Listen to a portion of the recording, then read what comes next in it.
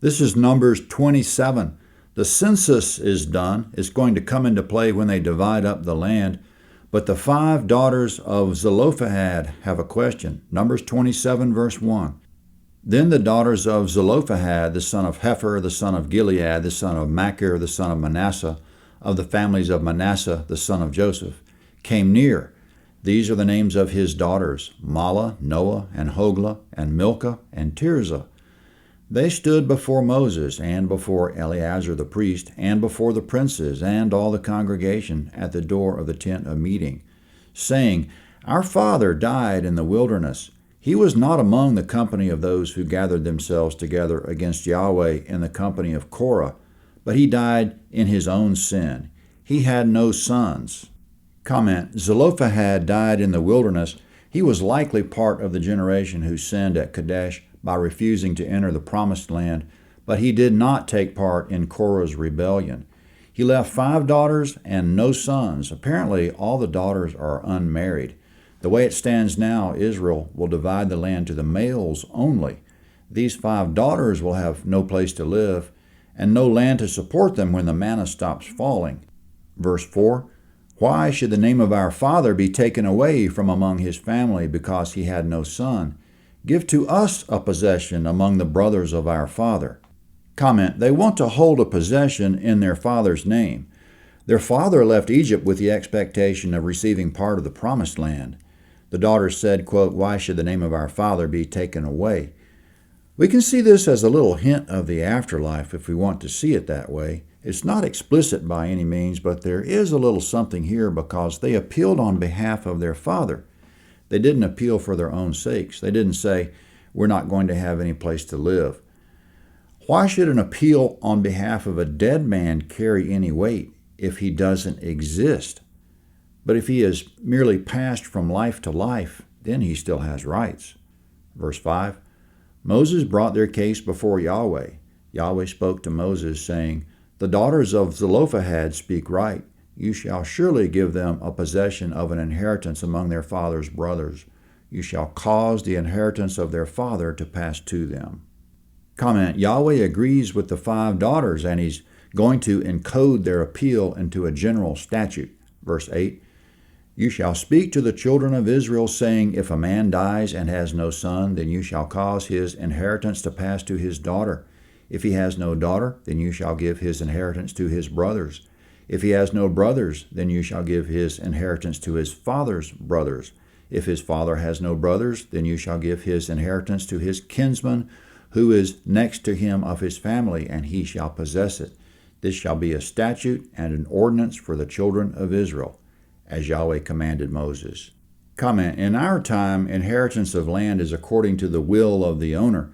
But in Israel, the land will be passed on to relatives, not according to a will, but according to this law.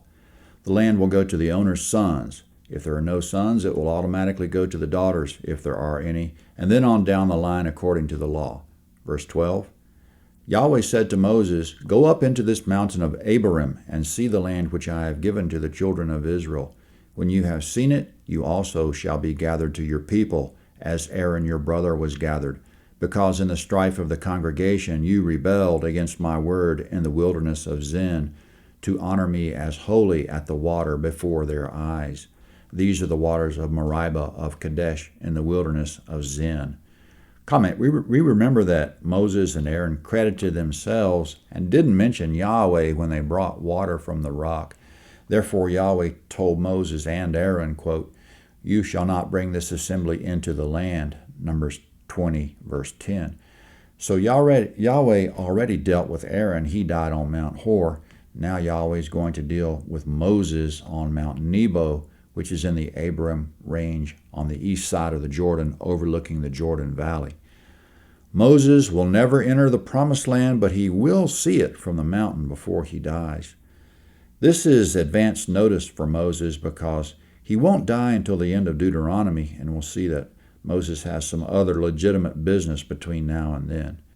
Coming up, Moses is thinking about his death, and he has a request of Yahweh. Verse 15, Moses spoke to Yahweh, saying, Let Yahweh, the God of the spirits of all flesh, appoint a man over the congregation who may go out before them, and who may come in before them, and who may lead them out, and who may bring them in, that the congregation of Yahweh may not be as sheep which have no shepherd. Comment: to understand the sheep without a shepherd, we should keep in mind that they don't have fenced pasture land. They ranged their sheep on open land. Therefore, the sheep needed a shepherd to lead and defend them. Otherwise, the sheep would be bewildered, distressed, scattered, and ravaged. Moses says, "Please appoint a shepherd." Verse 18. Yahweh said to Moses, "Take Joshua, the son of Nun, a man in whom is the Spirit, and lay your hand on him." Comment: Yahweh says Joshua has the Spirit, Hebrew ruach. Ruach also means breath or wind. Yahweh says, "Lay your hand on him." Laying hands carries with it the idea of transference or impartation. For example, Yahweh commanded them to lay their hands on sacrificial animals to transfer their sins to them, Leviticus 16:21. Also in the New Testament, the apostles Peter and John imparted the Holy Spirit by laying hands, Acts 8:17.